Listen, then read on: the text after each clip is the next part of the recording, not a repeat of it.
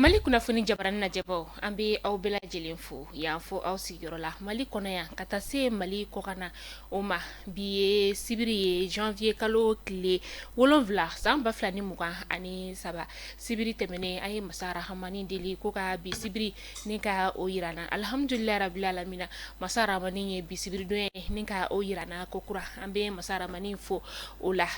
sibiri tɛmɛnen invité fila tun bɛ n bolokɔrɔ bi fana invité belebele fila wɛrɛ fana bɛ n bolokɔrɔ o kuma la aw minnu connectelen don nin wagati na an ka page Facebook kan n'an bɛ direct la émission ye a y'a partager kosɛbɛ ka sababuya kɛ bi jamukan fana ta ale bɛ juguya ni sibiri tɛmɛnen o ta ye maa belebele fila minnu bɛ n bolokɔrɔ bi sa n kini bolo yan fan fɛ monsieur Badou Sidi Koba ale ye journal Le Triomphe ɲɛmaa ye o tɛ numaya fan fɛ sa monsieur Toumani Kanté ale ye président de l'association des défenseurs de l'hymne national fana ɲɛmaa ye a y'aw danse baw fo danti foli min na ka sababuya kɛ aw wulila ka bɔ aw ka so ni ka na an ka wele ka o jaabi aw ni ce aw ka nali la ayiwa monsieur Koba folikan jumɛn b'i bolo ka ɲɛsin minnu bɛ k'an filɛ nin wagati la folikan bɛ n bolo ka ɲɛsin aw ma n bɛ Kanté fo fɔlɔ mon petit frère Kanté ka kunnafoni TV personnel bɛɛ lajɛlen fo ka maliyɛn bɛɛ lajɛlen fo maliyɛn fɛn fɛn sɔgɔlen bɛ kunnafoni TV la Mali la ani Mali kɔ kan ani k'o bɔ yen an bɛ légitimité traditionnelle mɔgɔw fo k'u waleɲuman dɔn ka RECO tradu mɔgɔw fo ka diinɛ ɲɛmɔgɔw fo k'a kuncɛ ni fanganamɔgɔw ye parce que ninnu bɛɛ jɔyɔrɔ bɛ jamana kɔnɔ bɛɛ bɛ k'u jɔyɔrɔ ye hali bi jamana in ta fanga Ala k'a d'u ma hali bi Ala ka miiriya ɲuman d'u ma vraiment an yɛrɛ Ala ka kuma barikaman bɔ an da fitinɛ kuma Ala ka n'o bɔ an da jamanajɔ kuma Ala k'o bɔ an da taayɔrɔ t'an na ni Mali tɛ vraiment an k'an jija Mali ka kɛ an sago ye Mali an ka Mali di an denw n'an mɔdenw ma a ka kɛ Mali sanuman ye Mali mun bɛɛ bɛ ɲɛbɔ a fɛ bɛɛ bɛna tunga na Mali mun na Ala k'o kɛ Ala bonya kama monsieur Kanté folikan jumɛn b'i bolo ka ɲɛsin minnu bɛ k'an filɛ nin wagati in na bon folikan min bɛ n bolo foli fɔlɔfɔlɔ o ye kunnafoni Mali kunnafoni baarakɛlaw ye kunnafoni Mali kunnafoni TV mɔgɔw ye ka fɔlɔ e yɛrɛ la ka se ka ɲɛmaaw ma ani ka grand frère Badou fɛnɛ fo ka Mali kunnafoni dila bɛɛ lajɛlen fo nin kɛnɛ kan nin wagati in na parce que u jɔyɔrɔba bɛ jamana jɔ la surtout jamana bɛ lahala min kɔnɔ bi ka an lamɛnbaga cɛ ni muso bɛɛ lajɛlen fo Mali kɔnɔ ani Mali kɔ kan ka dugawu kɛ jamana ye Ala k'a basigi jamana ye Ala k'a basigi a ka basigi a ka kɛ tiɲɛ kan barika b'o de la o de bɛ mɛn o de bɛ n bolo ka comme folikan awa monsieur Kanté n y'a ye k'a fɔ i ye association des défenseurs de l'hymne national o ɲɛmaa ye i bɛ se ka i da don o la dɔɔni ka dɔɔni f'an ɲɛna yanni an ka don an ka sujet yɛrɛ kɔnɔ ok merci madame ne ye association min sigilen don ka hymne national défend o ɲɛmaa ye association an ye a créé depuis 2002 a créé 2002 an ye baara caman kɛ baara caman ye mun ye an sera jamana ɲɛmɔgɔw ma k'a fɔ ko a ka di anw ye l'hymne national a ka kabi denmisɛnninw kabi jardin na denmisɛnninw ka se ka kalan a la ka se ka parce que jamana fɛn don jamana kɔnɔ jamana gulomaba don a bɛ jamana kanu don jamanadenw na a bɛ a to jamanadenw bɛ jamana dɔn u bɛ jamana sigidenw dɔn u bɛ jamana taabolo dɔn a bɛ na ni jamana kanu ye donc an ko kabi denmisɛnninw fitinin ka daminɛ so ka na se jardin na ka se kalanso minnu bɛ ɲɛfɛ jardin ɲɛfɛ n'o ye école so misɛnmaninw ye ka taa fɔ université la ko san o san ni école bɛ daminɛ a ka se ka kɛ u ka module fɔlɔ ye u ka kalansen fɔlɔ ye san o san donc an y'o laɲini kɛ gouvernement ye ko an ma ko o ti baasi ye k'u b'o o fɛɛrɛw sabati an ye o laɲini fɛnɛ sɔrɔ parce que an bɛ yɔrɔ min na bi ale bi dɔ b'a jɛ mais jardinw na bi i b'a ye denmisɛnninw u bɛ kalanni daminɛ a la a bɛ continuer ka taa écoles la hali universitéw la université dɔw bɛ yen u bɛ a kɛ hali bi dɔw ta ye semaine o semaine ye dɔgɔkun o dɔgɔkun ye dɔw yɛrɛ fɛnɛ b'a a kɛ kalo dɔw ta ye kalo saba donc a bɛ donna a bɛ ka an ye kɛlɛ min kɛ o kɛlɛ nafa yera a la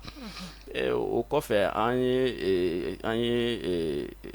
lajɛrɛbaw kɛ, an ye lajɛrɛw kɛ, association fara ɲɔgɔn kan k'u la kunnafoni hymne national nana cogo minnu na, nafa min b'a la, a bɛɛ kun ye ŋaniya min kɔni banna o ye ka jamana kanu don jamanadenw na, u ka jamana in dɔn, u k'a dɔn ko jamana in mɔgɔ dɔw y'u yɛrɛ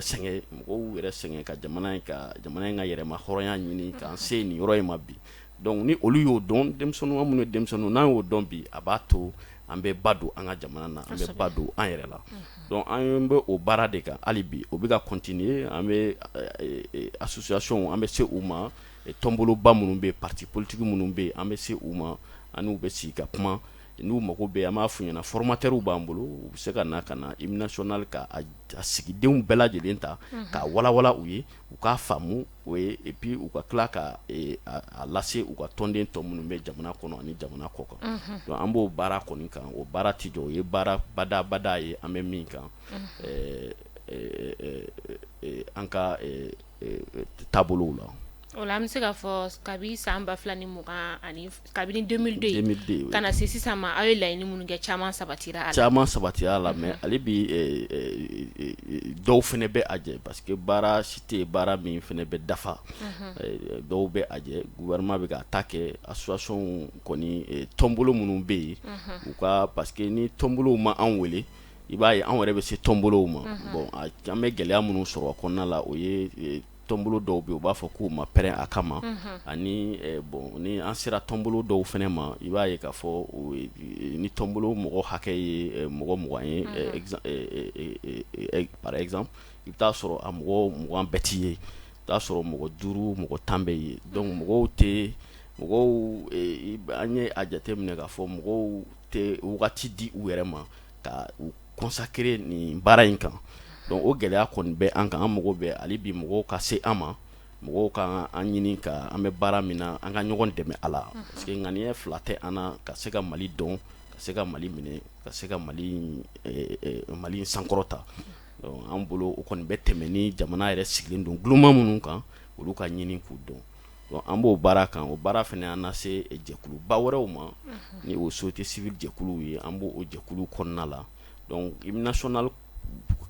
baara min n'an bɛ k'o kɛ, o b'a to an da tɛ se ka bɔ jamana jɔko la. Donc donna société civile kɔnɔna la, ani société civile mɔgɔw bɛ baara, an bɛ ka baara caman kɛ ɲɔgɔn fɛ, n'o ye plateforme des jeunes leaders de la société civile ye, an bɛ ka baaraw caman kɛ. A baara caman kɔni an ka jɔyɔrɔba ye a tɔn ninnu kɔnɔna la, o ye maliyɛn bɛ Mali dɔn cogo min na, ani maliyɛn bɛ se ka Mali kanu cogo min na. Donc an b'o baaraw kan hali bi, an bɛ o baaraw bɛ ka continuer. D'accord. O kumana n b'a fɔ halisa Ala ka ko tɔ Ala ka o nɔgɔya. Monsieur Koba, n bɛna e fan fɛ, an bɛna an ka ɲininkaliw ka olu daminɛ. An y'a ye sɔrɔ an ka Faba Jabara na ni o ye ORTM ye, communiqué bilala k'a fɔ ko fɛn min ye Ivoirien ka an bɛ se k'a fɔ mercenaires ou an bɛ se k'a fɔ ko soldats de, olu kɔni u garasiera an ka jamana ɲɛmaa fɛ k'a jira k'a fɔ ko yafa kɛra u ma. An bɛɛ y'a ye, yala e hakilina ye mun ye nin na? Bon ne ka miirina ye mun ye nin ko la, a kɛra fiɲɛ duman de ye Mali ni Côte d'Ivoire ma, parce que n'i ye ko taabolo lajɛ, ko kɛcogo de transition autorités tɔɔrɔ, a y'u degun kosɛbɛ, parce que u tun b'a fɛ ka anw de jalaki k'a sɔrɔ Mali de tun jo don. Donc fili de yera Ivoirien fan fɛ, parce que yanni i bɛ u bilali ko kuma fɔ, u nana an cogoya min na an kan k'an da don fana na, parce que u bɛna don min u nana juillet kalo tile 10 a bɛnna ni seliba ye. Bon u kun kɔnɔna na u nana, u natɔla olu nana avion wɛrɛ la, avion wɛrɛ bɛ maramafɛnw tun b'o kɔnɔ. U ka nali version kɛlɛ ma fɔ a la, kuma kɛlɛ ma fɔ a la. Dɔw ko u nana Ivoiriens ka sɔrɔdasiw de dɛmɛ u ka baara la, sɔrɔdasi minnu bɛ Mopti ani Tombouctou. Allemand fana ko n'u ka ministre de la défense n'o ye Christine Lambrecht, o ko k'u nana Bundeswehr de Togo la, Allemand ka contingent min bɛ MINUSMA la, k'u nana o Togo la na dɛmɛ. Après SAS n'o ye Sahel Service Aviation, olu fana tɔgɔ fɔra la. Fɛn jɛkulu dɔ fana bɛ ko ITE, olu fana tɔgɔ fɔra. Donc kuma jɔnjɔn kɛlɛ ma se ka fɔ a la. Finalement Ivoiriens yɛrɛ y'a essayé daminɛ na k'a kɛ comme si olu t'a kalama, olu t'a ko kalama. Après Olivier Salgado ni an y'a gɛn, n'o tun ye MINUSMA ka lasigiden, o ka kuma ani conseil de sécurité ka kuma ma kɛ kelen ye. U ka passeport k'a yɛrɛ ko coiffeur, charpentier, menuisier, maçon, cuisinier o tɛ babu jɔlen o ma garanti donc o fana Mali autorité fana ko comme a ko bɛ tan an b'u minɛ ka t'u datugu fɔ ka sɛgɛsɛgɛli kɛ a ɲɛ ka dugu nana kun jumɛn na parce que i b'a dɔn an bɛ jamana mun na jamana in bɛ kɛlɛ la a bɛ san 10 bɔ jamana min bɛ kɛlɛ la a bɛ san 10 bɔ autorité mɔgɔw u ɲɛ bɛ lakana na kosɛbɛ fɛn fɛn ye lakana ye u b'u janto o la kosɛbɛ mun ye sécurité ko ye u tɛ tulonkɛ u tɛ musalaka n'o ye prévu nana yɔrɔ jumɛn Sunjata kan a ta kɛlɛ bɛɛ y'a ye an ka sɔrɔdasiw cɛsiri cogoya min na ka nin kɛlɛ kɛ donc ninnu nacogo o de kɛra fili ye parce que u ko ko fɔlɔ olu tun bɛ rotation kɛ ka na olu bɛ rotation kɛ nin y'a siɲɛ 9nan ye donc Mali autorité k'u ma ko mais Mali tɛ jamana ye bɛɛ bɛ n'i ka samara jɔsi jamana mun na ka continuer dɔw yɛrɛ bɛ na aéroport la k'u sen jɔsi ka taa u ko ko o de banna o tɛ kɛ tuguni sika wɛrɛ ye mun ye fɛn fɛn bɛ transition jalaki u bɛɛ sigilen bɛ Abidjan de n tɛna don détail bɛɛ la ni ye cɛma Ibɛri ye i bɛ mɔgɔ ye mun bɛ transition contre la ni ye Aneya Kamara ye i bɛ mɔgɔ ye mun bɛ transition contre la parce que Aneya Kamara yɛrɛ communiqué kɛ waati dɔ la a yɛrɛ kumana k'a fɔ qu'à partir de février 2022 ale de jamana ɲɛmɔgɔ donc IBK denkɛ Karim Keita fana bɛ yen ani mɔgɔ wɛrɛw donc n'i y'o jateminɛ donc a ka kan ninnu ka sɛgɛsɛgɛ parce que a bɛ se ka kɛ ninnu bɛ na sisan u bɛ Mali garde fini don u bɛ Mali police fini don u bɛ Mali sɔrɔdasi fini manifestation bɛ kɛ dɔrɔn u b'u to jama tora dɔrɔn kisɛ ci mɔgɔw la u b'a fɔ ko transition de sɔrɔdasiw ni policiers la u ka bugu ci maliyɛnw na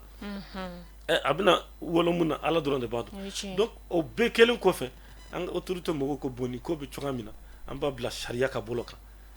kiri ka bolo kan u ka kiri donc an tora o hukumu de kɔnɔna na ni Togo président Faure Yasumbe a ye a ka ministre des affaires étrangères bila ka na Robert Dusi kuma bɛ se ka nɔgɔya cogoya min na a yɛrɛ nana yan don dɔ la sufɛ ka segin yanni a ka na o don visite officielle donc o bɛɛ b'a yira k'a fɔ a ka ŋaniya tun ye solution ka sɔrɔ bon Mali autorité colonel Assimi Goïta ani premier ministre Choguel Kolomen u b'o baaraw la Alassane bɛ mun kɛ a bɛ taa n'a kuma ye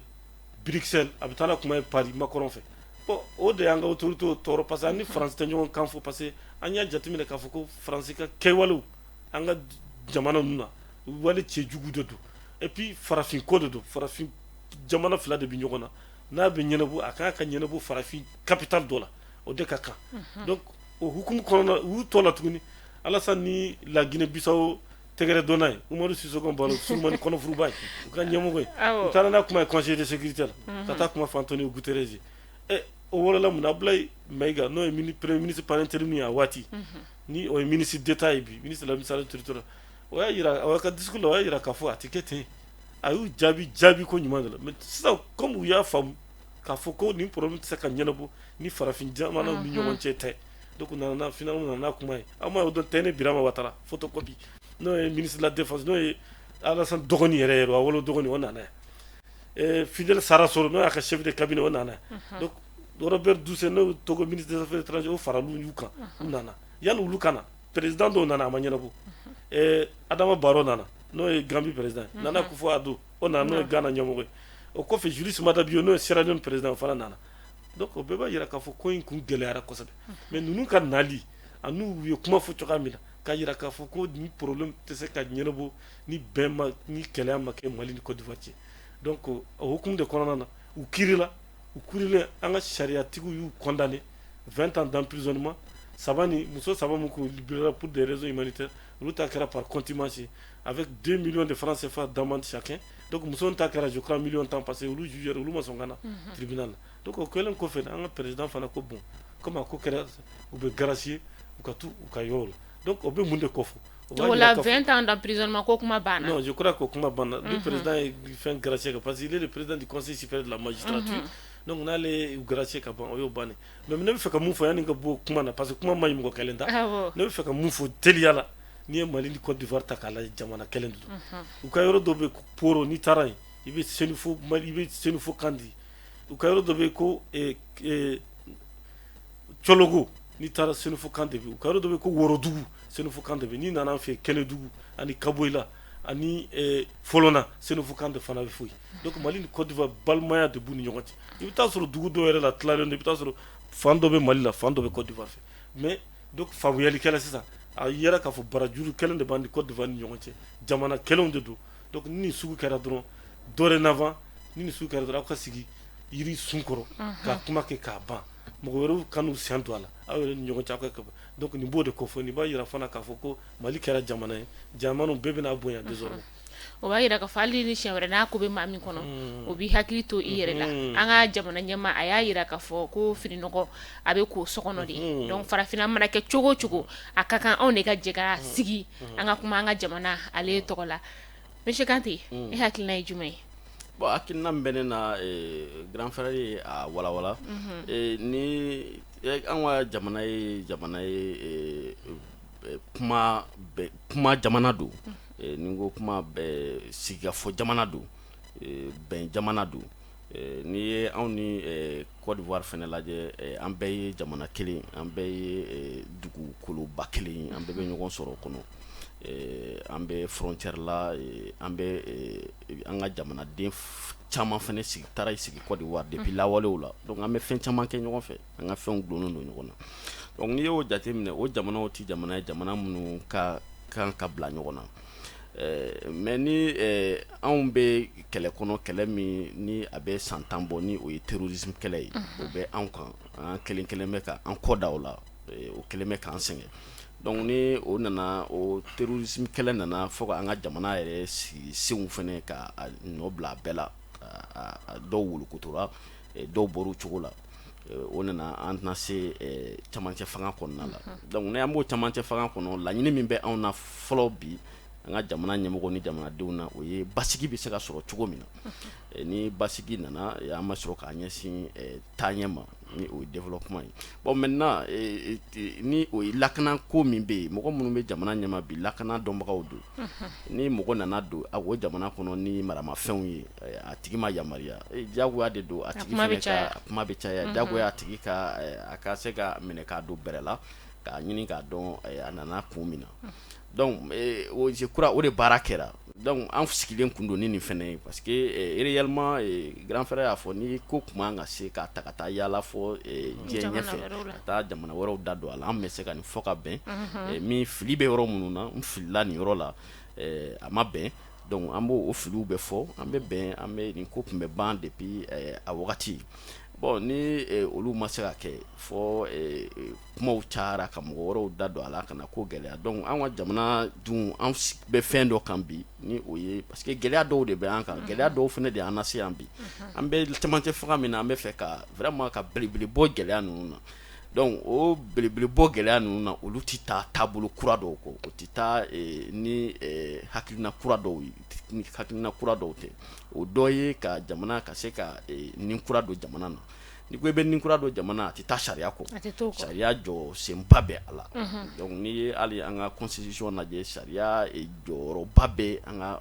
fangaba b'u bolo sariyatigiw bolo parce que u jɔyɔrɔ ka bon jamanajɔ la donc an ka jamana ɲɛmɔgɔw y'a lajɛ a jateminɛ k'a fɔ du fait k'an bɛ nin taabolo de kan donc a y'a to u tɛ se ka minɛ ka bila ten a y'u di sariyatigiw ma olu ka sɛgɛsɛgɛliw kɛ donc olu ka sɛgɛsɛgɛli de nana nin wagati ta donc wagati kɔnɔna la négociation politique ni fɛnw kɛra mais président tun tɛ se ka u labila du fait que a y'u di justice ma n'an ko k'an bɛ jamana kura de fɛ an mago bɛ taabolo kuraw de la président tɛ se ka juge t'u ka baara la sariyatigiw t'u ka baara la k'a bɛ taa u ka mɔgɔ fɛnɛ minɛ u bolo o fɛnɛ ye dɔgɔyalima de ye n'an bɛ fɛ ka Mali kura jɔ donc o baara de tun bɛ sen na donc hakili la juges ye sariyatigiw y'o baara de kuncɛ o don olu kɔni y'u ka baara kɛ a kɛcogo la u y'u ka ɲangili fɛnɛ kɛ a kɛcogo la donc o y'olu dan ye maintenant an ka jamana fɛnɛ sariya bulonba ye fanga de di jamana ɲɛmɔgɔ ma ko jamana ɲɛmɔgɔ fɛnɛ bɛ se ka mɔgɔw bila mɔgɔ kasodenw bila kasoden min ka d'a ye a bɛ se k'o bila san kɔnɔ san o san ni san bɛ yɛlɛma a yamara bɛ président bolo a ka se k'o baara kɛ wagati ma fɔ a la mais généralement san yɛlɛmaw de la an ka président bɛ a kɛ donc a dilen a sariya de don fanga de don a dilen don président de ma donc président fɛnɛ ye o de fanga in ta k'o labaara o labaarali de nana ni u labilali ye donc ne hakili la ko kɔni a bɛɛ kɛra a kɛra sariya kɔnɔ bon an mago tun b'o de la parce que ni ninnu fɛnɛ kun taara tan k'u bila tan jamanadenw a bɛ ɲugun don an yɛrɛ la a bɛ hakilina caman bila an kunkolo la an ye mɔgɔ minnu minɛ ko bingalikɛlaw don u bɛ fɛ k'an ka jamana ɲagami ka di an ma n'olu minɛna n'olu bilala ka sɔrɔ o ko ma walawala o ko ma se a dan na sariya fɛ a bɛ na ni fɛn dɔ ye président ni a nɔfɛmɔgɔw tun bɛ ka jamana ɲɛmɔgɔw tun bɛ ka siran o de la jamanadenw fana kun sigilen don ka u lajɛ u bɛ na nin ko in kɛ cogo min na kura a kɛra a kɛcogo la jamanadenw y'u yɛrɛ sɔrɔ nin ko kɔnɔna la parce que a bɛɛ kɛra sariya kɔnɔ a bɛɛ kɛra a kɛcogo la donc an bɛ a ɲini hali bi anw ni jamana ɲɛmɔgɔw du fait que hali le 22 décembre u nana ka na memorandum min signé o bɛɛ kun ye bɛn bɛ se ka to an ni ɲɔgɔn cɛ cogo min na nin ko in kɔni kɛra mais bɛn ka to an ni ɲɔgɔn cɛ baara ɲɔgɔnya ka to an ni ɲɔgɔn cɛ an ka kɛ i komi an ka ja ka tɛmɛ kɔrɔlen kan ne hakili la o fana baara bɛ sen arakininw ka bɔ yen o ka bɔ yen o de bɛna ni an fana jamana ninnu ka tagaɲɛ ye anw ye jamana min ye ba don mɔgɔ jamanaw ka kolonso ɲɔgɔn na an ye ba don o la kabi an ka constitution kɔnɔ an ye titre yɛrɛ consacré a kama ko anw pɛrɛnnen don ka hali ka jɛ an ka yɛrɛma hɔrɔnya dɔ kɔ farafinna jamanaw bɛ se ka kolonso ɲɔgɔn na cogo min donc anw ye bɛn jamana de ye anw ye jamana min bɛ farafinna ka tagaɲɛ ko la jamana min bɛ farafinna ka kelenya kɛlɛ la donc anw ti ban an ni mɔgɔ ka jɛ ma mais a ka kɛ bonya kɔnɔna la a ka kɛ ko tun bɛ kɛ cogo min a kana kɛ ten a ka kɛ parce que an bɛ taabolo kuraw de b'an bolo an bɛ fɛ ka Mali in jɔ a jɔsenw kɔnɔ o ɲɛna n bɛ segin ka na monsieur Koba an y'a ye k'a fɔ togolaw ka jamana ɲɛma ale kɔni bɔra an ka faba kɔnɔ yan nɔ janvier kalo tile 4 tɛmɛnen a bɔra yan dɔrɔn a y'i kunda Côte d'Ivoire fɛnɛ kan ani Ivoirien ka jamana ɲɛma a n'o fana ye ɲɔgɔn kuma ɲɔgɔnya o tile dama dama de kɔfɛ dɔrɔn nin ko in fɛnɛ kɛra an bɛ se k'a fɔ ko u jamakan don u jamakan de don parce que ne y'a fɔ cogoya min na kabini babu daminɛ ko kɛcogoya de ye maliyɛnw tɔɔrɔ donc fo nalen yan a tun tɛ se ka taa yɔrɔ wɛrɛ ni Côte d'Ivoire tɛ donc a bɔra yan ni an ka président ye ɲɔgɔn ye u ye kuma minnu fɔ parce que kuma bɛɛ tɛ fɔ kunnafonidilaw ma kuma fanba dɔ bɛ fɔ a bɛ fɔ minnu ma les rumeurs les trucs de coulisses et les discussions de coulisses an tɛ bulu dɔ kalama donc a bɔra yan dɔrɔn a y'i ɲɛsin Côte d'Ivoire ma a taara ani Alassane ɲɔgɔn kuma ɲɔgɔn Alassane yɛrɛ tun bɛ yɛlɛ la Alassane tun bɛ ka suurini kɛ donc ne y'a faamuya k'a fɔ kibaru duman de bɛ ka fɔ Alassane nin a bɔlen kɔfɛ Mali la parce que il me semble que nin y'a fɔ cogoya min memorandum signé na donc Assimi n'o y'an ka président ye n'o y'an ka jamana ɲɛmɔgɔ o y'a fɛla f'u ye donc n bɛ fɛ ka mun fara a kan teliya la bonya bɛ bonya masegin bɛ Mali ye jamanaba de ye Fɔlɔ yɛrɛ fa n'o ye Ɲasunbɛ Yadema ye a y'i da don kɛlɛ caman na Mali yɛrɛ fɛnɛ Mali y'i da don kɛlɛ caman na ne tɛna don détail bɛɛ la ka Maroc ni Algérie to kɛlɛ la à propos du Tunduf Modibo Keita ye Ben Bella wele a ye Mohamed V wele kɛlɛ nana kuncɛ Bamakɔ yan ten tuma min na Kadafi ni Hissène Habré tun bɛ ɲɔgɔn na Tchad ni Libye u ka yɔrɔ dɔ bɛ ko Bandauzu tun bɛ ka kɛlɛ k'o nɔfɛ général Moussa Traoré n'o y'an ka jamana ɲɛmɔgɔ kɔrɔ ye Ala ka lahara sɔn suma ye Modibo Keita fana Ala ka lahara sɔn suma ye donc a y'u wele ka na Hissène Habré ni Kadafi nan'u tɛgɛ di ɲɔgɔn ma ye donc ka Sénégal ni Mauritanie to kɛlɛ la Moussa Traoré kelen kelen a ye général Abdoulaye Wologen bila ka taa Mauritanie ani Sénégal a ka taa Mauritanie a ka kuma Mawuya Ulsi Dame Taya fɛ a ka taa Sénégal a ka kuma Abdou Diouf fɛ kɛlɛ bɛ se ka ban cogoya min na hali Alpha tile la an y'a ye Congo Brazza u ka mankan na Alpha bolila ka taa kɛlɛ in bɛ se ka ban cogoya min na tuma na Pascal Lissouba Zulu les milices Zulu de Pascal Lissouba ani les milices Kobara de Sassou Nguesso tun bɛ ɲɔgɔn na waati Alpha y'i da don kɛlɛ la Guinée Bissau Ansoumana Mané n'o tun ye chef rebelle dɔ ani Nino Vera n'o tun ye jamana ɲɛmɔgɔ ye parce que Ansoumana Mané tun y'a ka général dɔ o tun burutila donc a kumana olu ni ɲɔgɔn cɛ donc c'est pour dire que Mali filɛ ni nin sugu kɛra Mali y'a fanba fɔ de parce que hali Abdou Blondin bɛ yen n'o tun y'an ka ministre des affaires étrangères ayi Nations Unies mɔgɔw y'a bila ka taa Angola a y'i da don Angola kɛlɛ la kosɛbɛ kɛlɛ yɛrɛ bantuma malheureusement a ye accident d'avion dɔ kɛ a tora la donc pour vous dire que Mali fana ye jamana hali ATT taara Centrafrique ka taa kuma fɛn Ange Félix Patasse Ala ka hinɛ la n'o tun ye président ani Anicet capitaine Anicet Solé n'o tun ye chef mamurutilen de SONAS ka taa kuma n'u ɲɔgɔn cɛ k'o kɛlɛ ban donc ni bi jamana wɛrɛ nana ka na i da don Mali ni jamana wɛrɛ ɲɔgɔn cɛ farafin jamana wɛrɛ je pense que o ye tare de mais o b'a yira k'a fɔ ko Mali ye jamanaba de ye Mali ye jamana tilennen de ye o de kosɔn mɔgɔw bɛ to k'a fɔ tuma bɛɛ ko Mali isolé Mali ma deli ka isolé Mali ma deli ka ni yɛrɛ b'a yira k'a fɔ ko Mali ma deli ka isolé Mali tɛna isolé le Mali n'a jamais été isolé ka ta transition na ka na bila don o don jamana ɲɛmɔgɔw bɛ na yan don o don an ka jamana ɲɛmɔgɔw bɛ taa yɔrɔ wɛrɛw la an ka ministre des affaires étrangères Abdoulaye Diop a ye taa ka segin joli kɛ an ka premier ministre docteur Choguel Maïga a ye taa ko joli kɛ hali kɔsɛbɛ a taara Brésil Lula Syrien président Lula Inacio da Silva o tun ye Assimi invité Assimi Choguel bila ka taa donc y'a dɔn jamana kɔni isolé len tɛ voilà isolé tɛ voilà. Monsieur Kanté non yala e fɛla ye monsieur Kobata ya oui ne ni kɔrɔ bɛ ɲɔgɔn sɔrɔ ka a fɔ ko Mali kɔni réellement Mali ye jamana min ni an ka sigi ka kuma ani an ka bɛn Mali y'o jamana ye duti tɛ o la o kɔfɛ n'i ye Togo président ka nin baara lajɛ ale a da don o yɔrɔ la sisan ka nin ye bonyamasegi ye bonyamasegi don mais ne bɛ min fara a ta kan o ye an ni Togo président sera ka nin baara min kɛ ka se nin ma nin baara in ka continuer parce que furuku bɛ Mali ni an dafɛ jamana wɛrɛ fɛnɛ cɛ min tɛ Côte d'Ivoire ye ni o ye Niger ye tu sais que an tɛ se ka an bɛ gɛlɛya dɔw bɛ an kan olu gɛlɛya ninnu ni o gɛlɛyaba fɔlɔfɔlɔ ye lakanabaliya gɛlɛya ye donc an ni jamana minnu bɛ danbɔ frontière la o jamana ninnu ni an n'olu ma bɛn ni an n'olu ma kunnafoni di ɲɔgɔn ma ka renseignements di ɲɔgɔn ma ka jɛ ka an bolo di ɲɔgɔn ma ka kɛlɛ in kɛ a kɛlɛ ma nɔgɔ a bɛ kɛ sanjikɔrɔ wɔsi ye donc a ka baara in ka continuer a sera ka nin baara min kɛ a ka continuer a ka kumaɲɔgɔnya kɛ an ni Niger fɛnɛ jamana ɲɛmɔgɔw ni ɲɔgɔn cɛ an farafin jamana dama don an taabolow ye kelen ye an ka laɲiniw ye kelen ye donc o fɛnɛ pour que an ni Côte d'Ivoire ta kɛra cogo min na nin kɔfɛ gɛlɛya wɛrɛw kana kɛ parce que memorandum signera o de kama donc an ni Niger fɛnɛ ka se ka fɔ ka bɛnw kɛ an ni Sahel jamana tɔ minnu fɛnɛ bɛ yen n'an bɛ danbɔw kɛ an ka se ka an bolo di ɲɔgɔn ma ka mɔgɔ dɔw tun b'a kɔkɔrɔ minnu tun bɛ hakilinaw ta kɔfɛ ka na a baara kɛ ka wari fɛnɛ bɔ u kun ka baara kɛ olu ka bɔ a la an yɛrɛ dama k'a lajɛ an ni ɲɔgɔn cɛ bɛn kɔnɔna la an bɛ se ka Sahel lakana cogo min na ɲɔgɔn fɛ parce que mɔgɔ kelen tɛ se jamana kelen tɛ se donc ne bɛ o de ɲini jamana ɲɛmɔgɔw fɛ ka continuer a ka médiation in fɛ ka jamana wɛrɛw don a la jamana wɛrɛw ka kolonso a la pour que baaraw ka taa ni ɲɔgɔn ye. Bon n bɛ se ka mun fara ale ta kan joona joona bɔrɔ kɔnɔ dɔn de da ka di ɲɔ la Ivoirien ni Malien u y'a faamu k'a fɔ kɛlɛ wɛrɛ bɛ yen mun tɛ mercenaire ko di parce que a y'a fɔ cogoya min na an bɛ terrorisme de la an bɛ guerre asymétrique de la bɛɛ b'a dɔn k'a fɔ terrorisme c'est transnational c'est-à-dire que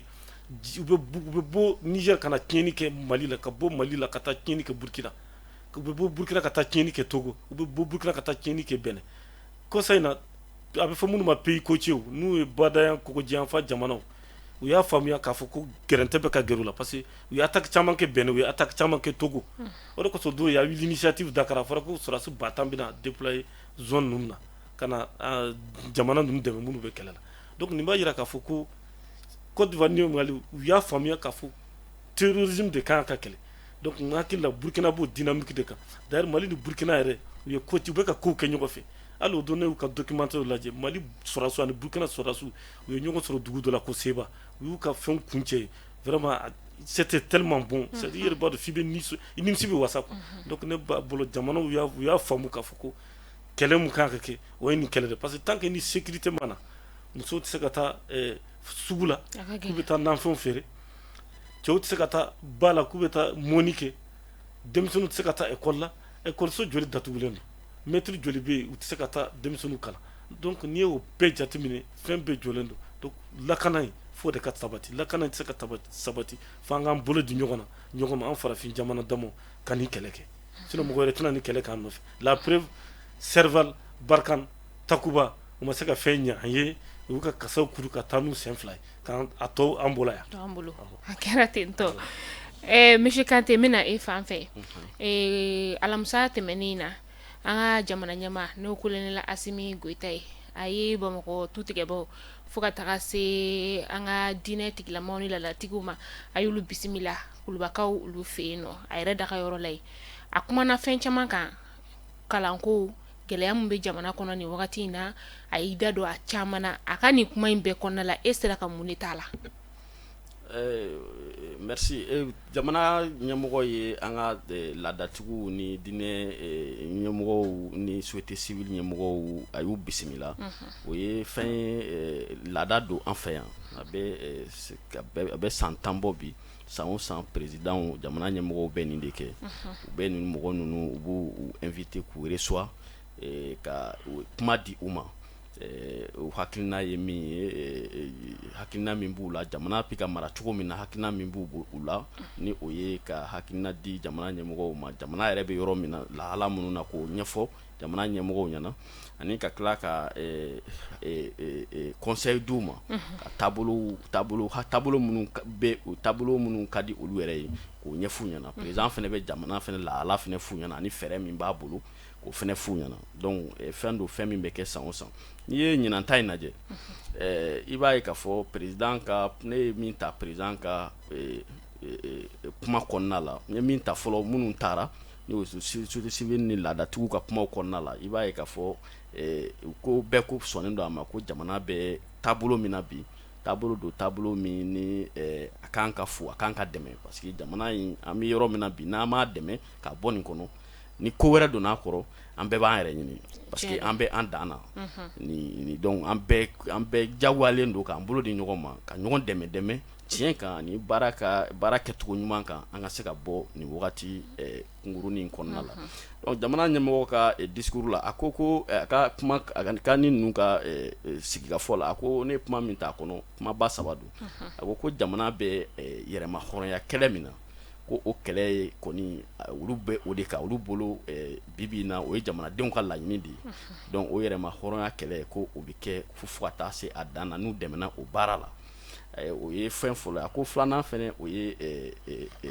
jamana ni ani minnu bɛ jɛɲɔgɔnya la jamana bɛ fɛ ka jɛɲɔgɔnya minnu kɛ bolodiɲɔgɔnya minnu kɛ ko bolodiɲɔgɔnyaw la ko mɔgɔ wɛrɛ Mali de bɛ o décider maliyɛnw de bɛ a fɔ ani nin bɛ jɛ ani nin bɛ se ka nin baara kɛ ani nin bɛ se ka nin baara kɛ foyi tɛ wajibiya an kan donc a ye o fɛnɛ fɔ k'o farafansiya parce que o fɛnɛ ye jamanadenw ka laɲiniba ye o fɛnɛ kɔfɛ a ko jamana bɛ hakilina ta bi jamana bɛ fɛn o fɛn kɛ bi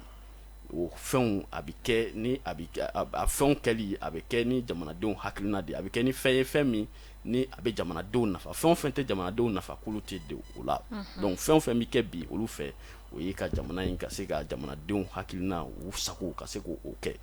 donc ni fɛnba 3 kɔnɔna la i b'a ye k'a fɔ lakana ko bɛ a kɔnɔ i b'a ye k'a fɔ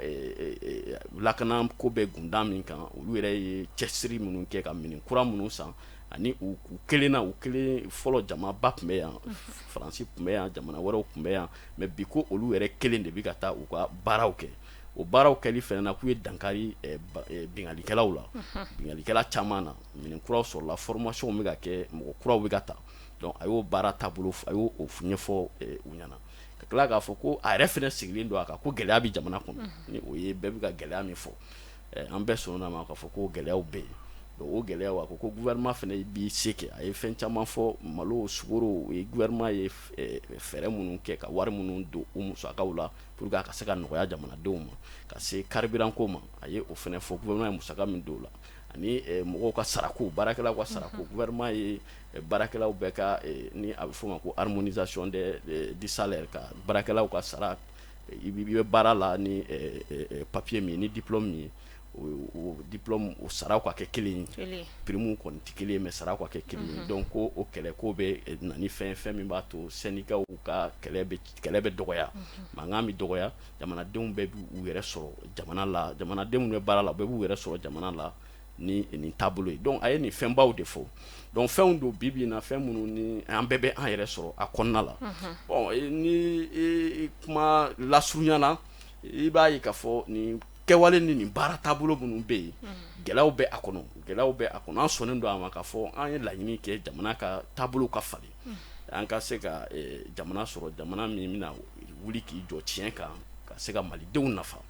mais a taabolo la gɛlɛya minnu bɛ a la i b'a ye k'a fɔ mɔgɔw ale yɛrɛ ko mɔgɔ caman tɛ k'i ka baara kɛ a kɛcogo la donc an sɔnnen don a mɔgɔ minnu tɛ k'u ka baara kɛ a kɛcogo la anw bɛ fɛ bi anw ko taabolo kura de donc o mɔgɔw ka se ka ɲangeli ka kɛ sisan a wagati la donc ɲangeli in ka caya ɲangeli kana bɔ mɔgɔw kana tɔmɔ ka ɲangeli kɛ ni o ye yuruguyurugu ɲangeliw ye ni o ye hali lakana la bi mɔgɔw bɛ yen bi na lakana tɛ se k'a fɔ ko lakana sabatira o dɔ kɛra belebele kɛra mais a tɔba bɛ yen donc minnu bɛ yen hali lakana ko ni a minɛn b'u bolo u bɛ a baara la ni an bɛ a ye k'a fɔ bi gɛlɛya dɔw bɛ kɛ bingali dɔw bɛ kɛ tenitigiw kan ani i ta ye civil yɛrɛ fɛnɛ village bingali dɔw bi ka taa ko u ka alibi u bɛ taa weleliw kɛ a bɛ fɔ ko an ka mɔgɔw ka suma ka taa u dɛmɛ o gɛlɛyaw bɛ yen bi mais ɲangeliw kan ka kɛ olu yɛrɛ fɛnɛ min bɛ a baara la n'u bɛ lakana baara la ɲangeli ka kɛ yen ni min kan ka bɔ a place la o ka bɔ yen ni min kan ka bɔ min kɔnɔ o ka bɔ yen donc o ɲangeliw ni olu ma kɛ an tɛ se ka Mali kura in sɔrɔ donc o fɛnɛ kɔfɛ kumaɲɔgɔnya ka caya kumaɲɔgɔnya ale yɛrɛ fɛnɛ ka jigin a ka kuma mɔgɔw fɛ ani mɔgɔw ka kumaɲɔgɔnya jɛkuluba minnu bɛ yen an'u ka kumaɲɔgɔnya ka caya parce que jamana fɛnɛ tɛ se ka nin wagati kunkurunin ni mɔgɔ ma caya k'u bolo di ɲɔgɔn ma a tɛ ɲa mɔgɔ dama dama tɛ se k'i sigi ka jamana kunkolo minɛ ka munumunu an tɛ jɛ ni o ye parce que an ye bɔra de ka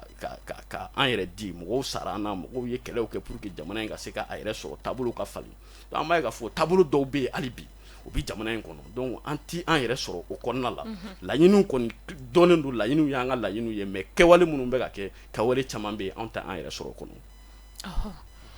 Ayiwa monsieur Koba président ka discours kɔnɔ e yɛrɛ ye jumɛn t'a kɔnɔ. Ne ye mun fɔ président ka discours kɔnɔ n b'a daminɛ ni lakana sira ye n bɛ profiter aw ka plateau la kunnafoni Mali kunnafoni.tv ka tasi bloqué ka ɲɛsin sapeur pompier protection civile mɔgɔ minnu tɔɔrɔ la Marakakungo ani péage mu attaqué la Kasala parce que Marakakungo ta in a ye ne miiri janya kosɛbɛ maa minnu ka baara tɛ dɔwɛrɛ ye ni maa joginna u b'a ta ka taa dɔgɔtɔrɔso la ni mɔgɔ bɛ fɛ ka to ji la u b'o labɔ ni kasara wɛrɛ bɛ fɛ ka mɔgɔ sɔrɔ u bɛ dɛmɛ don ye n'a fɔra k'aw bɛ taa se o ma kɔni y'a dɔn k'a fɔ o b'a yira k'a fɔ aw dɛsɛra de nin bɛ'u ka dɛsɛ de kɔfɛ donc n bɛ kuma in nɔrɔ président ka kuma na a ko gɛlɛya minnu tun bɛ yen fɔlɔ an ka sanfɛ kuluw tun tɛ se ka taa Mali fan bɛɛ lajɛlen na n'a bɛ fɔ minnu ma couloir aérien ka sababu kɛ faransi ye faransɛw de tun b'a fɔ aw kana taa nin yɔrɔ la a ye taa nin yɔrɔ donc djihadistes tun bɛ profiter o fɛ ka taa an ka basew la ka taa sɔrɔdasiw 100 sɔrɔdasi 50 k'u bolo olu na an ka sanfɛ kuluw tɛ se ka taa u secourir ka taa dɛmɛ don u ye donc a ko de dabila la o dabila la cogo di radariw sanna donc désormais an ka o sira kan an ka yɛlɛma hɔrɔnya b'an bolo donc an yɛrɛ ka sɔrɔdasiw an ka sanfɛ kuluw bɛ se ka taa yɔrɔ bɛɛ radariw b'an bolo a ye exemple yɛrɛ ta Fafa ani Wataguna ninnu kan kɔrɔnfɛla la mɔgɔ minnu bɛ taa ni Lolowo ninnu a ye exemple ta dugu caman kan o dugu ninnu bi vraiment ara ni radariw sababu donc kɛlɛw bɛ ka fɛn kɛ kow bɛ ka sira sɔrɔ donc a y'a yira fana k'a fɔ a ye kuma dɔ fana fɔ tiɲɛ a ko minnu bɛ taa grève la impôt douane u ka a ɲɔngiri parce que o musaka dɔ bɛ kɛ ka taji san ka di sɔrɔdasiw ma o musaka dɔ bɛ kɛ ka taji san ka don avion kɔnɔ ka taji san ka don chariw la u ka se ka taa banbaju ninnu kɛlɛ n'olu grève la ni musaka tɛ ka taji don fɛn ninnu na a tɛ yara a tɛ ɲɛnabɔ dɛ a kuma bɛ caya dɛ donc o mana bɔ yen a fana ye kuma dɔ fɔ mɔgɔkɔrɔba a ko fanga in k'ale y'a fɔ ko sifinnakaw de ka fanga don ko ni n'anw dɛmɛ n ka wara la k'a sɔrɔ a kunkolo b'i bolo a ko olu bɛ mun ɲini mɔgɔkɔrɔbaw fɔ ka sifinnakaw dɛmɛ pour que yɛlɛma ka don jamana na yɛlɛma in ne bɛ se k'a fɔ a bɛ ka kɛ parce que magistrature concours min kɛra kɔsa in na ne bɛ mɔgɔ damadɔ minnu y'a sɔrɔ jigiya foyi t'u ye Bamakɔ ah oui Abdoulaye Dambele b'a la o y'an ka denmisɛnnin sɛbɛ dɔ ye an ko iba tɔgɔ dɔ b'a la o ye dɔgɔnɔ o ye Pɛtaka ka Bobo Douanza donc u ye concours sɔrɔ ninnu ka concours sɔrɔli de y'a to ka ne y'a dɔn k'a fɔ ko tiɲɛ yɛrɛ la yɛlɛmaw bɛ ka fɔ a bɛ ka kɛ jeune diplômé kɔkɔfeerela a ye concours sɔrɔ fo ministre y'a reçoit donc o b'a yira k'a fɔ ko ka kuma fu tɛ kuma nangi fo tɛ ka bu da réalité de bɛ ka kɛ terrain kan sisan de ko bɛ ka taabolo ɲuman na donc a ye yɛlɛma hɔrɔnya mun fɔ a y'o fɔ n dɔgɔnin y'a fɔ yɛlɛma hɔrɔnya a ko a tɛ taa cɛsiri kɔ i m'a ye usine dɔ bɛ ka jɔ Kucala usine dɔ jɔra Jɛma kɔsa in na a bɛ sira la 200 milliards cimenterie donc o bɛɛ b'a yira k'a fɔ ko ninnu bɛ sira mun kan o ye ka Mali ka hɔrɔnya segin Mali ka yɛlɛma hɔrɔnya k'o segin a ma ka baara di sifinnakaw ma parce que n'i y'a ye djihadiste baara de tɛ donc ka baara di sifinnakaw ma ka baara di muso ma parce que ni couche fila in ce sont des couches djihadiste bɛ se k'olu de sɔrɔ joona u bɛ se k'u kunba yɛlɛma joona mais ni baara jɔlen b'olu bolo baara garantilen b'u bolo ne nana ne ko ma ko bon a ye taa nin tiɲɛni kɛ n bɛ nin dollar hakɛ d'a ma y'a dɔn u tɛna sɔn ka parce que baara b'u la mais ni baara t'u la baarakɛbaliya b'a to u bɛ sɔn ko dɔ ma donc a y'i da don o kuma dama dama na k'a yira k'a fɔ fana ko nin y'a n dɔgɔnin y'a fɔ cogo min a y'a yira k'a fɔ ko partenaire ko ye mun ye n'a ka di Mali ye Mali bɛ jɛ ni mɔgɔ ye mɔgɔ mun ka d'a ye maa t'a fɔ Mali ye jɛni nin ye maa t'a fɔ Mali ye jɛni nin ye parce que mun y'a tɔɔrɔ a ko ka Mali to kɛlɛ la embargo bɛ Mali kan ko ali maramafɛnw sanni an ka musaka b'a bolo mais an tɛ se ka maramafɛn san parce que n'u b'a fɔ ko karisa kana maramafɛn fɛrɛ a kana fɛn donc finalement maramafɛn an tun tɛ ka se ka sɔrɔ donc o bɛɛ de dabila la donc an ka autorité y'o bɛɛ de kɛlɛ mais a ye kuma kelen fɔ ne sɔnna a ka kuma kɔnɔ fanga ye jiri de ye n'an tor'u kɔ n'an tugur'u kɔ parce que jigi fana ye peuple de ye jigi ye population de n'an tor'u kɔ ne hakili la an bɛ siran mun kan an bɛ siran ɲuman kan ani 14 janvier k'o kɛ journée de souveraineté o fana kɛra kunnafoni duman ye ne bolo parce que don min na embargo kɛra Mali kan maa miliyɔn 4 de bɔra ka mankati mɔgɔw bɔra Dakar mɔgɔw bɔra farafin capitale wɛrɛ mɔgɔw yɛrɛ bɔra tubabu la k'a yira k'a fɔ ko c'est pas normal yanni embargo yɛrɛ ka kɛ a bɛ fɔ minnu ma légitimité traditionnelle dɔw bɔra Ghana ka na dɔw bɔra Côte d'Ivoire ka na dɔw bɔra Afrique du Sud ka na u nana président Assimi premier ministre Choguel n'u ye ɲɔgɔn kuma ɲɔgɔnya u yɛrɛ nana fɛn ye u kɛlen ka fɛn u ko tiɲɛ yɛrɛ Mali man kan ni embargo ye gɛlɛya yɛrɛ de bɛ jamana kɔnɔ u seginna ka taa fɔ Nana Akufo ninnu ye ani Alassane mais olu ye farafin tubabu ye olu bɛ baara kɛ ni tubabu ka consigne de donc an fana y'an cɛsiri farafin dɔw sɔnna ka tugu an kɔ tubabu tugura an kɔ nin kɛlɛ la ne yɛrɛ bɛ to ka Cameroun siyɛn dɔw lajɛ mais n'u bɛ Assimi ni Choguel tɔgɔ fɔ f'i bɛ content u ko ninnu de bɛ ka sira di farafinna ma farafinna bɛ bɔ jɔnya juru kɔnɔ cogoya min donc n'i y'a ka discours jateminɛ discours nin kɛra discours sanuman ye a ye faamuya discours de fɔ an ye k'a yira an na k'a fɔ ko kɛlɛ min bɛ ka kɛ an ka kɛlɛ de don ni kɛlɛ banna tuma min na i syndicat i bɛ se ka wuli i société civile bɛ se ka wuli mais an bɛ kɛ kɛlɛ mun na sisan bɛɛ kan k'i cɛsiri k'i ɲɛsin kɛlɛ in ma ni kɛlɛ in banna an ka fili nɔgɔ an b'a ko so je crois que a ka message a faamuyara parce que a y'a fɔ bamanankan na a y'a fɔ an ka todunkan na an b'a faamuya cogoya min na je pense que bɛɛ y'a faamu fo n'i ye kalabanci yɛrɛ n'i ye kalabanci kalaban dɔgɔjɔ la i tɛ se k'a faamu ko n'i tɛ kalabanci ye a ka kuma i b'a faamu. Ayiwa ni wagati in na hakili la jɛmukan ale bɛ ka se a kuncɛma yɔrɔ ma Monsieur Kante kaban sigira fo ka se sisan ma hakili ye jɔn ye jɛmukan in kɔnɔ a bɛ se ka ne da ma se fɛn dɔ ma o bɛ hakili la e yɛrɛ fɛ n'o b'i fɛ miniti kelen di ma i ka dɔ fɔ o la n bɛ ka fɛ ka min fara kɔrɔ ta kan o ye an bɛɛ sɔnni don a ma k'a fɔ ko taabolo min bɛ yen an bɛnna taabolo minnu kan ni o ye jamana in ka yɛrɛma hɔrɔn ye jamana in ka bonya ye an sɔnni don o ma o taabolo min bɛ fɔ u fɛ an bɛ an yɛrɛ sɔrɔ o kɔnɔna la n y'o de fɔ n ko gɛlɛya caman bɛ baara in lawaleyali la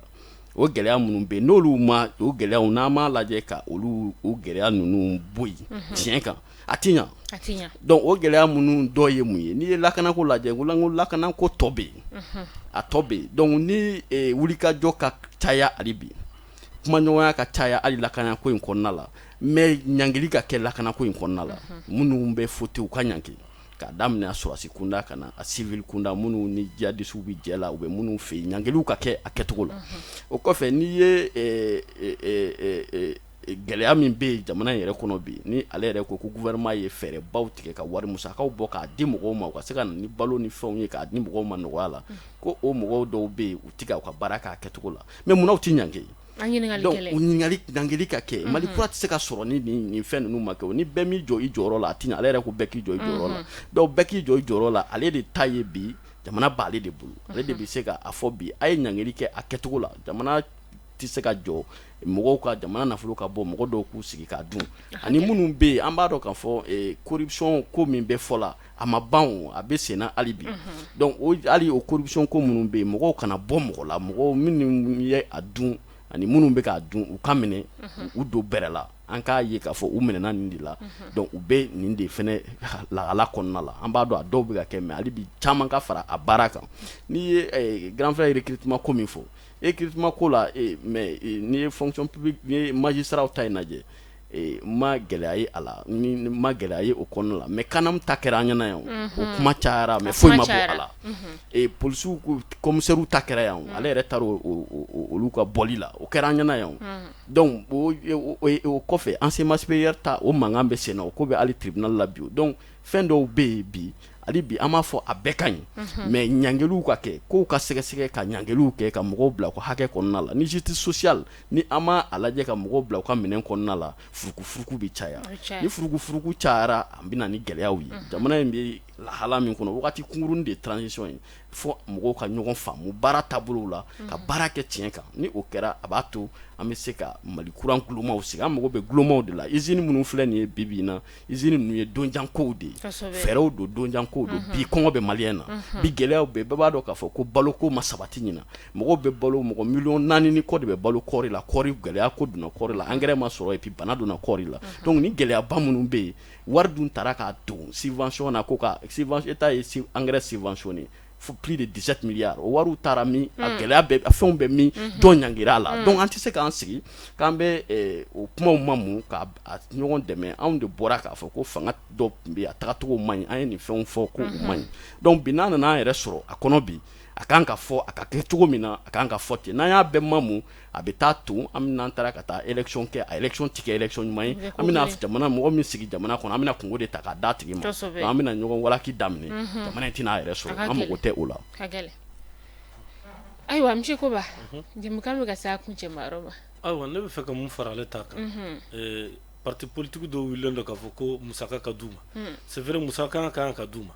e dɔ parti politique mais fana k'a dɔn k'a fɔ jamana bɛ gɛlɛya de la président ka kuma b'a jira k'a fɔ ni gɛlɛya bɛ jamana kɔnɔ ka se niveau dɔ la aw bɛ jɔ fɛn dɔw kɔ fo fɛn dɔw ka ɲɛnabɔ ne bolo musaka in u kan ka jɛ a kɔ fɔlɔ musaka in ka kɛ ka maramafɛn san ka di sɔrɔdasiw ma olu yɛrɛ kan k'o fɔ ten wala u yɛrɛ kan k'o fɔ u kan ka jɔ musaka kɔ ayi o kuma o ye tiɲɛ o mana bɔ yen fana mɔgɔ dama dama minɛna n'o ye madame Buhari Fili Sisoko Demba Tugudu Mamadou Kamara o ye ministre kɔrɔ o bɛ kaso la vraiment an tɛ kiiritigɛlaw ka baara dɔn an t'a domaine kɔnɔ mais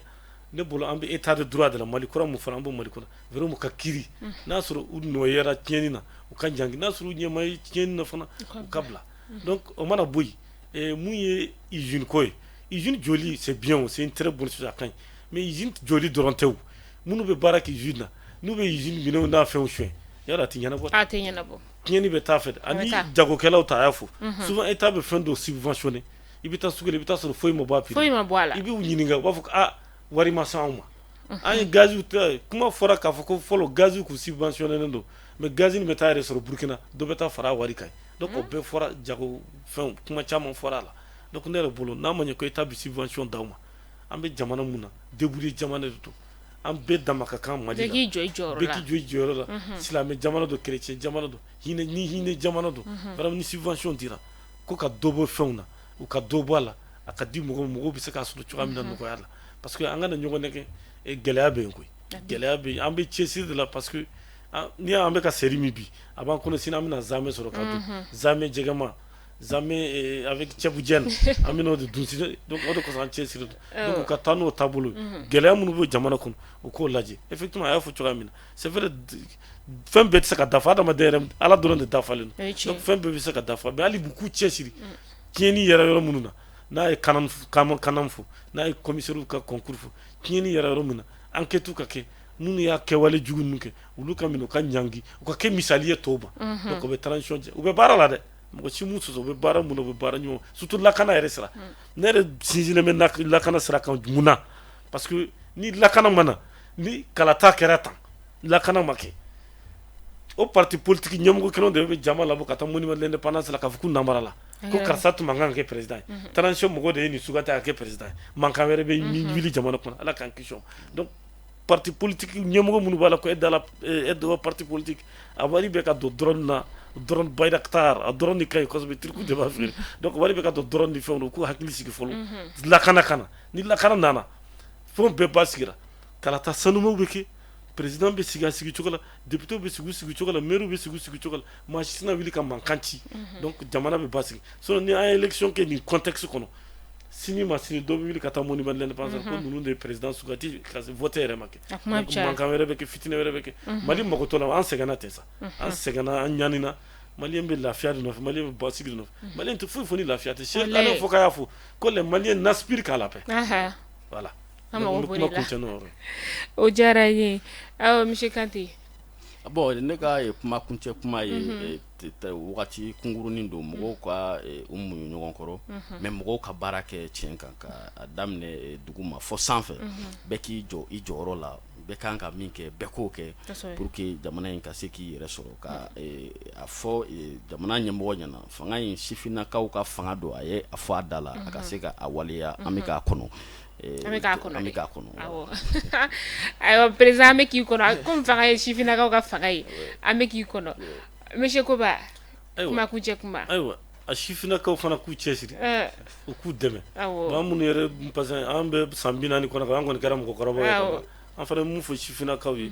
ku chesiri u kana ketan do ko chifina ka fanga du ka président deme parce ale fana chifina ka deme do ku chesiri alibi jamana be se ka bo gela kono chukam en tout cas yelema horaya koni ni ba fe ibi seri mi ka so ka zamedu donc gela do be fo anga kunde tant que namu kun jamana te bo o te shije ko te shifina ko parce que pour que ka kuma kunche mo sabu mu kuma ya do konta o kuma na parce que no kun fa kuma na monsieur Jean Joma Dambele kuma na Jean Zerbo to kala donc ni u be ka kuma kan jatemine ka kuma kan be bende ko fo be kuma kan be bitlenaire de fo c'est pourquoi nous ngo laïcité kuma c'est des détails laïcité kuma be ka na mais c'est des détails et c'est le vie en kala no nyogona beni kuntlana do beni ka dine do hakila ambe continuer noy vraiment basiki jamana do jamana yebe jamana fen fen abe bora Mali la litara gambu ka moneto ko dalasi donc jamana fen fen Mali da fe krefe c'est que il y a 74 meeting dola ako kelati Mali ni jamana siche jamana mbe bora Mali donc on Mali ba anga matrafa anga chesiri Mali ka ke Mali bebi na tungana Mali mun bebe sukani Mali mun merci aywa mbe awfo ko sobe dante folimina aw munu me ka filɛ ni wagati na Facebook direct ale sanfɛ ma munu bena kila tuguni k'an lajɛ an ka bɔlɔlɔ sira fɛ ni o ye chaîne YouTube fana ye an bɛ aw bɛɛ lajɛlen fo ni wagati na invité minnu tun bɛ ne bolokɔrɔ bi o de ye monsieur Badou Sidi Koba ale ye journal Le Triomphe o ɲɛmaa ye ka taa se Tumani Kante ma ale ye président de l'association des défenseurs de l'hymne national ye hakili la bi jamukan in kɔnɔna la aw ye faamuyali caman ni ka o sɔrɔ a la ni ala man ka jɔnya jɔn an bɛ ɲɔgɔn sɔrɔ sibiri nata in na inchallah invité kura wɛrɛ olu bɛ na an bolokɔrɔ aw k'an bɛn